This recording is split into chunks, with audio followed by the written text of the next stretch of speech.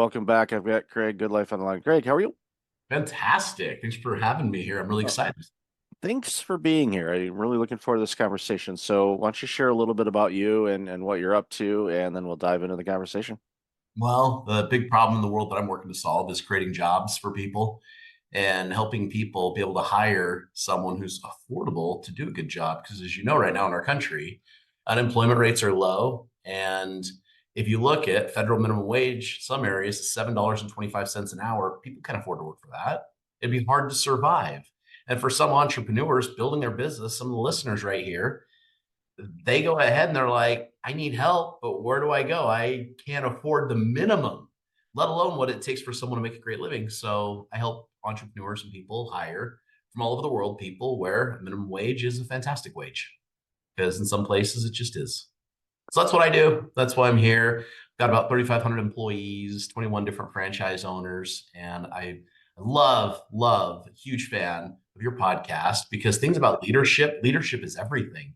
Great leadership make organizations great, and the absence of leadership is usually the undoing of most organizations. Yeah, no, I appreciate that. And I know we had discussed a bit in the pre-show, just about showing up. And you made a really good observation for, I think, a lot of people in this world is when we put ourselves out there in front of this camera and upload this video to social media or podcast platform or whatever, we're doing our best to put the best foot forward. But you know what? We all are dealing with challenges. Leaders are showing up when they don't feel like it. They're beaten down. They've got issues at home. Maybe they've got some financial issues going on. Maybe there's a sick loved one, or the competition's bad, or they're tossing and turning, trying to figure out, okay, what is the division that we're going to close because we need to for financial reasons, and that's not fun. I've been part of many things like that over my career, and that's why Tums does so well. It's because people just, start tossing those things down like it's Halloween, and you're eating the stash that your parents cleared for you to eat. That's why all the kids are just zombies the next day at school if they go.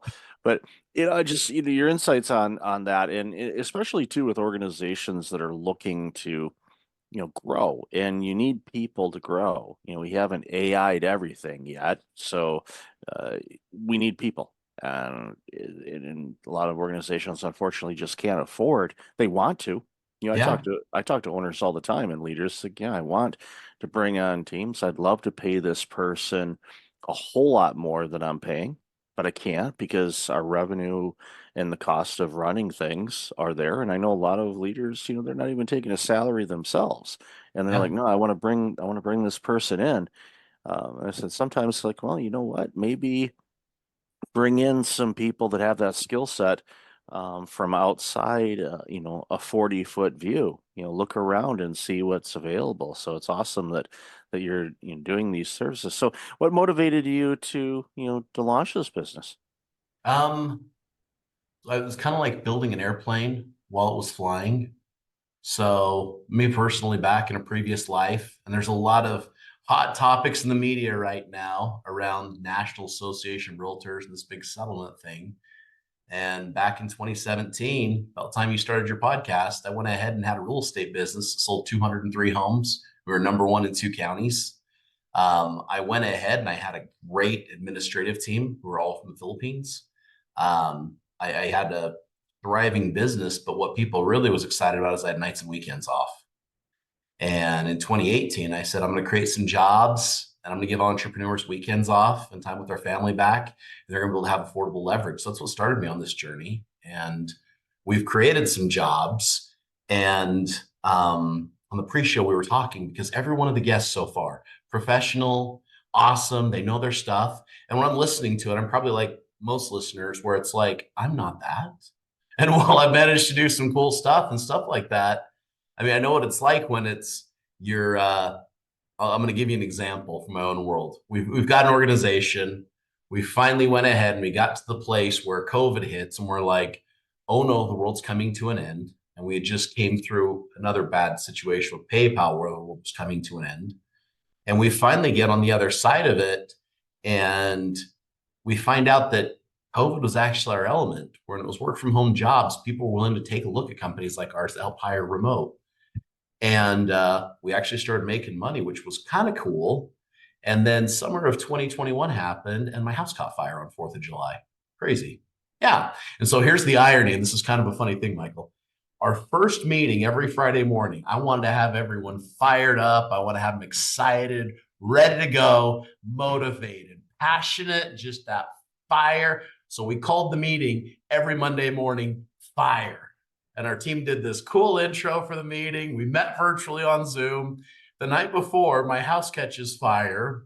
I'm running up and down the street the night before, wearing nothing but a towel like a maniac, getting my family out of the house as we watch it, And we go back in, we go to bed. And the irony of having to wake up at 4 o'clock in the morning to be in front of everybody at 6 a.m. for this meeting called Fire, and they don't want to hear something that's going to cause them to worry, because your people that work with you, they're friends, they care, they want to know, they're compassionate, they're human. And if you say my house caught fire last night, they're going to go, whoa, slow down, are you okay, let's talk about this, and you're going to bring distractions to your organization. I didn't want to do that. And so we had this meeting called Fire. I'm kind of laughing a little bit in my own eyes while I'm going, oh no, we have some personal life problems we have to fix. So a little bit of irony in the company. Here it is. Here's it's growing 2021. Then right after, so I buy a condo because I'm a smart person, need to go ahead and find a place to live. What happens? We cleaned it up. There's this drain outside, somehow got covered. It rained really bad. The place flooded. Just so you know, insurance companies love me, by the way, in case it wasn't obvious. And here again, I didn't tell everyone house caught fire. And then I'm living with the in-laws, and then my family is. And now I'm dealing with flood issues and business when you already are doing everything you can. You're doing everything. You're exhausting yourself day in and day out. You still have these personal problems you got to deal with like a normal human being. And me, I'm looking at all the other leaders and going, well, they have problems like this, but they don't talk about it and they keep going. So that's what I'm going to do. So you can see how this is a recipe for success.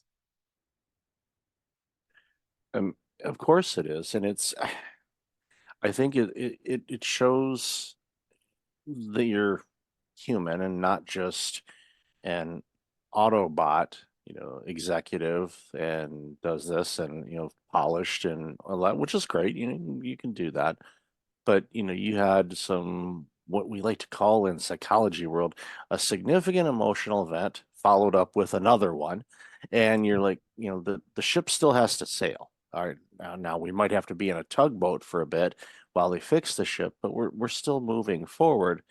But you know, making sure the team is aware of it, and it's a fine balance for some Oh, people, yeah. but it really depends on who the team is, and and everybody, and especially with the team of that size, you have to kind of level set thing and say, okay, my house caught fire, I'm okay, my family's okay, thankfully, we're relocating. Business will continue as usual. There may be some disruptions as I address some things, but I will keep it to a minimum so you can continue to do the work that you're doing, because we all want that. I find that work, and even though you hear people complaining about it, but work can be a really, really good escape. Because a lot of times, unfortunately, I hate hearing this with people. It's like, I need an escape from work. It's like, well, then you're not enjoying your work if you need Oh, to beautiful. escape it. Yeah. And it's like, so you gotta come to grips with that. And okay, what is making you want to escape it? Because there might be something you're doing yourself. It's easy to blame the company, but you can go to another company. Guess what? Oh, they're doing the same thing. Okay, there's something maybe a little closer to home that you need to address. But when you're going through things like that, it's important, in my assessment anyway, to let people know what's going on. At the time of this recording, I'm just over 4 weeks from my mom passing away. So my Sorry to hear brother that. and I are dealing with estate stuff. He Yeah. works, in an industry that he needs to be there. Not having a whole lot of time off because of the work that he does.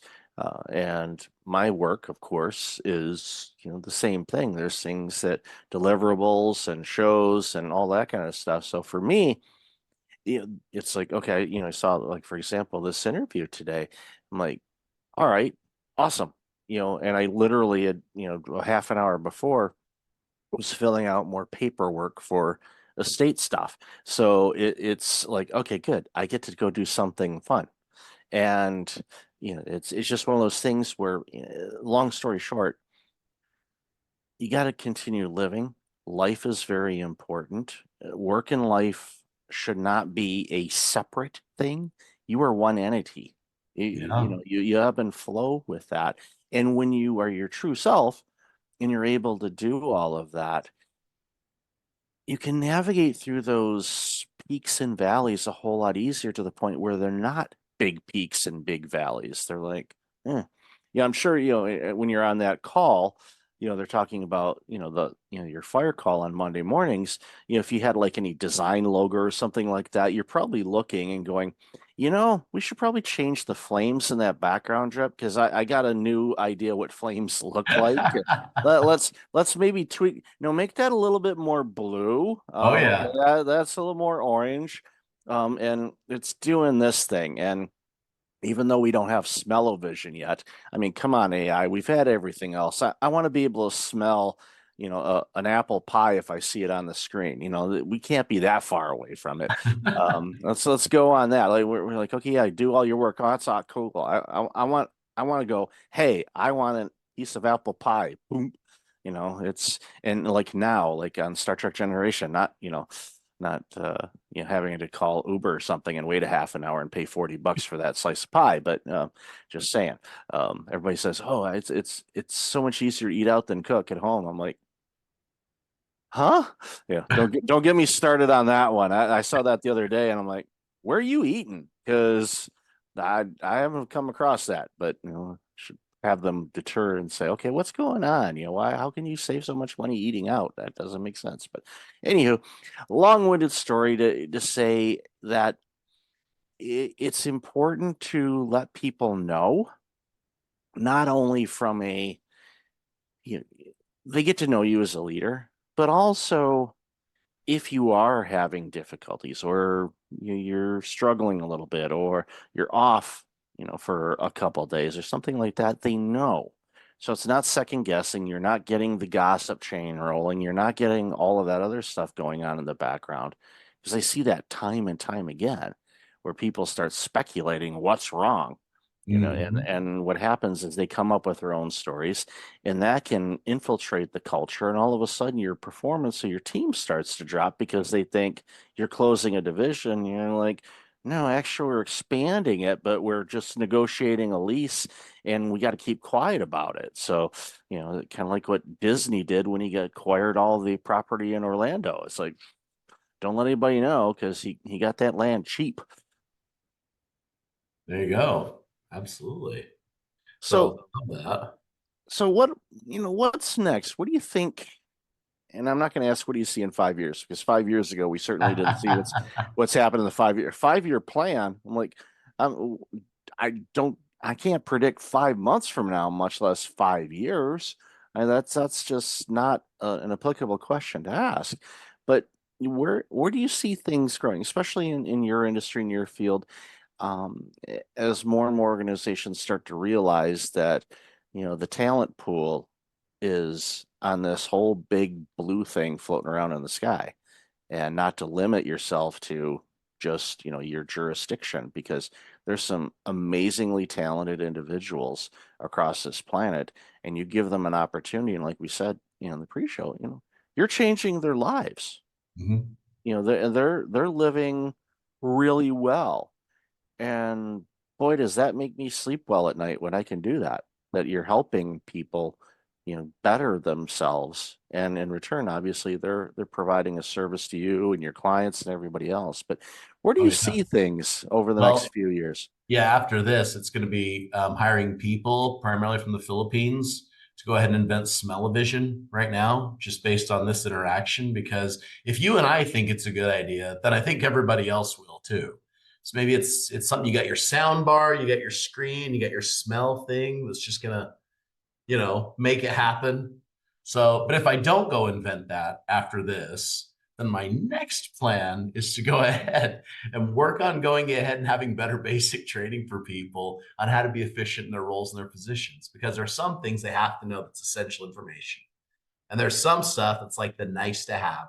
Some stuff for their position, it is like oxygen to the company, baby, and you cannot go without it. Some stuff, it's like going to the bathroom. It can wait a little bit. It's still important, needs to happen. It's like taxes. And just like taxes and going to the bathroom, if you delay it long enough, you're dealing with crap everywhere, right? So it's going ahead and assessing, though, what are the important, the impatient needs of the position, and making sure people understand that, and where they need to be innovative, especially with themselves as AI comes in. Because as you look at what AI is going to bring and all of its capabilities and things, there's still a lot that it's not going to do. There's a lot of things it's not going to replace. And I think for a lot of people, especially in our company, it's knowing how to work with tools like that to create the best product for the end user, whether it's their client or whether it's a actual customer out there. But I mean, really, that's the name of the game we're in. Who can provide a better experience with a combination of resources at our fingertips? So, and the more you can enable people to do that, the more jobs you create. And that's kind of what we do and what we're doing.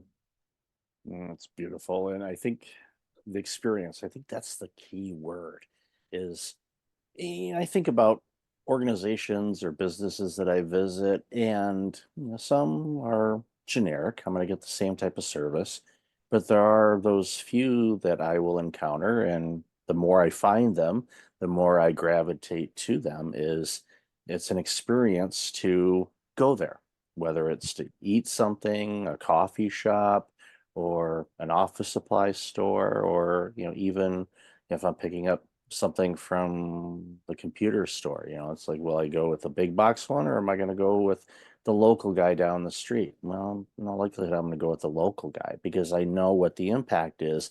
It's a shorter supply chain impact type of thing Yeah. for that individual. And they're going to let me know about something comes up, or they're going to say, hey, we got this in and you were looking at it before. Do you want it now? And like, I'm not getting that from a big box store. So you're going to go where someone just, they care about you more, or they make you feel Exactly. more good about, and you care more about them because they care more about you. Hmm. Yeah. And I think that's in this whole thing where I like saying this, the social media has made us more antisocial in a lot of ways. I think getting back to the basics of just getting to know people and talking with them and understanding what they do. I had a conversation yesterday with somebody that's a clinical director in one of the big hospital networks that's by me, and just having a conversation about what they're seeing right now. That I told them, so I didn't envy them over the last few years because it hasn't been fun for the healthcare industry, as an example. But what are they seeing now? What are some of the challenges they're facing? How are they approaching it? How are they leveraging technology? And even to the point where they were talking about, 3D implants, and they work in a cardiac unit. And there's actually a way to do a 3D scan of the heart and, the other arteries around and all of that, where there's one company apparently that can generate the 3D part that they need to replace within a heart that is identical, to that individual. But That's incredible. unfortunately, yeah, it's amazing that you can do that. It's like this is like we're replacing it with an exact same copy of it. But the problem is the turnaround time to generate it from taking the scan to having the company make it and doing that is running 6 to 8 weeks. And unfortunately, a lot of those patients don't last 6 to 8 weeks. Yeah, six So to eight days at yeah, so max. all of a sudden they've got this part. It's like, okay, we got it. Okay, the patient is deceased. They can't use it because Yeah. it won't match because it was designed for them. And so it's like, well, we got to work on technology to get that turnaround a little bit quicker where you can print it in the lab downstairs and have it done, and that's just one example of leveraging technology, but and also, taking in that experience where, if a hospital, if you know, are a cardiac patient or you need a lung transplant or something like that, if there's a hospital network that does that and offers that kind of service and an experience on how to deal with that, you're going to gravitate to that, because you're looking at, okay, I can get a new this within 3 weeks, or I'm going to have to wait 6 months for this. And it's, again, same thing with turnaround on the work that, the people that you bring in your team to do. It's like, okay, if I do it myself, it's going to take me, 2 or 3 weeks if I get to it. As an executive or a business owner, you're like scrambling because you're doing everything. Pro tip, quit doing everything, entrepreneur. Hire that out. Believe me, I know this is difficult for a lot of entrepreneurs to hear, but you're not as good as you think you are on everything. There's things you're awesome at, and there's things that you're not. And I see too many times leaders try to do everything. And when they do that, they're not going to be good at anything. So figure out what you're not good at, delegate that, hire that out to somebody that's a whole lot better, and watch what happens to your company. Yeah, that's the thing that I've learned, and I try to tell people and bring people like you on to reiterate that, because it's so important for business growth for you to, bring on the right people for the right things you need to get done, and it'll grow your business a lot faster than you doing it, by yourself, for sure. No, I agree. In fact, we went ahead and we hit this early on in our business just to be able to hit our basic, what it takes to find someone you'd call the right person, just someone you could bet your business on. Right now, numbers hiring from just the Philippines, just that country. We get on average about 15,000 applications per week, just per week. We do about 5,000 interviews, just the first interviews per week. Just to be able to go ahead and see, is this someone we would trust one of our clients to bet their company on this person? 15,000 apply, 5,000 get an interview, less than 200 get a final interview. And of those, we hire less than 100. Now, when we're hiring from the Philippines, these are people that they are taught English from kindergarten. These are people who've worked in the call center services. A lot of times we know we called in, we got someone from the Philippines, we got frustrated, they replaced it with AI. I'm taking those people saying, hey, you work customer service, speaking English. Come on over here. Let's train you with some new skills. And we'll have them go work with a small business owner where they're able to pay him a more than affordable wage. And someone's able to make more than they made in the call center. But we have to go through 15,000 people just to be able to come out with less than 100, because it's that hard finding the right person, just the right character, just with the right integrity. Oh, and because they're from the Philippines, the right, internet speed and equipment, stuff like that.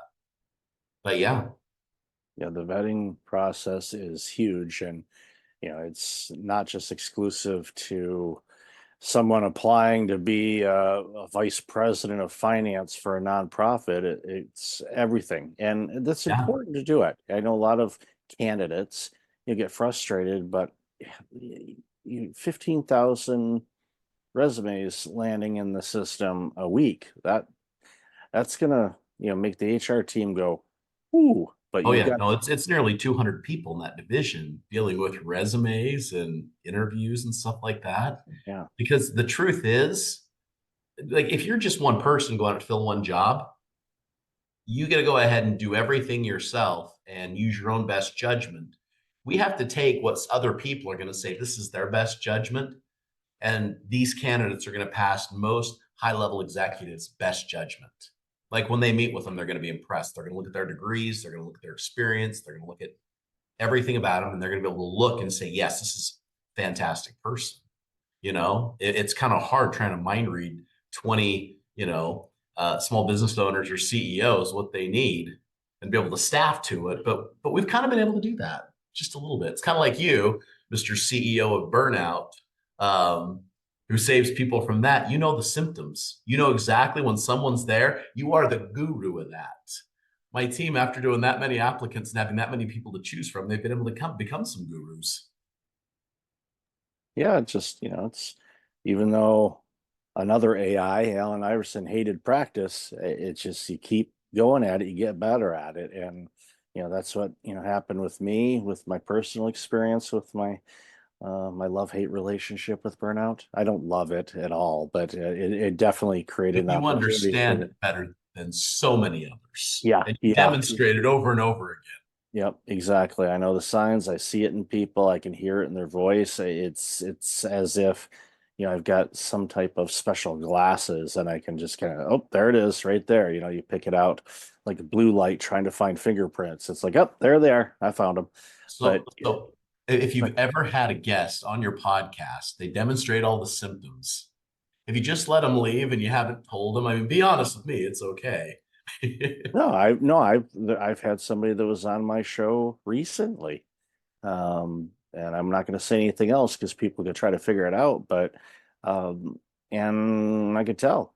And Yeah. I said, well, here, I'm going to send you a copy of my book. And they said, I already bought it.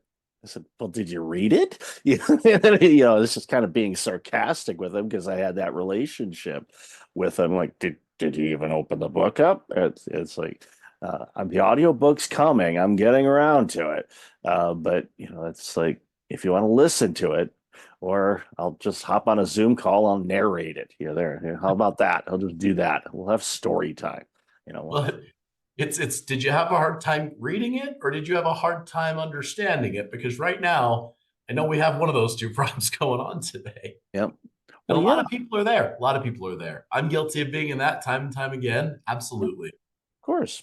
In many cases, it happens innocently because you're doing things that are right for your business or yourself, and just your body goes, "Wait, I need a little break." You're like, "I'll get you one. Don't worry. We'll get a break soon," and you just kind of blow past that. Even real life example. I was working on some analytics this afternoon and working on some reports. And I set a timer on my watch, like, okay, in 30 minutes, get out of your chair and move around. Well, the alarm went off. I turned it off and I continued sitting there for another 10 minutes. And then afterwards, I got up. I'm like, don't do that. It was, kind of self-coaching myself. You set that alarm for a reason. You follow through because it's for your own benefit. I think too often we go, just a little extra, and those little extras start adding up, and it can be really problematic for leaders and everybody in every walk of life. So it's food for thought for everybody. Take care of yourself, speak your truth, be open about the challenges that you're facing in life, and don't try to do it all. I think that's the takeaway that I'm getting from our chat today is just do those things and it'll make it easier. It's not going to make it simple. There's going to be difficult times, but at the end of it, you're going to be able to be refreshed when you hit that next stage instead of being completely worn out. Yeah, absolutely. All right, Craig, love this conversation. Where can people find out more about you and this amazing work you're doing? Well, there's three people with the same name in the world like me. One lives in the UK, the other lives in South Africa, and the one in the US. So you can go ahead and hit me up on any form of social media or go to cyberbacker.com. Come say hi to us there if we can help you in any way, shape, or form. But social media is the best way to connect. And I always love and encourage people to reach out so we can mastermind and collaborate. I'll definitely have that in the show notes. So, Craig, thank you for the amazing work you're doing. And thank you so much for giving some of your time today to chat with us. So, really Thank appreciate you. you. I appreciate that, Michael.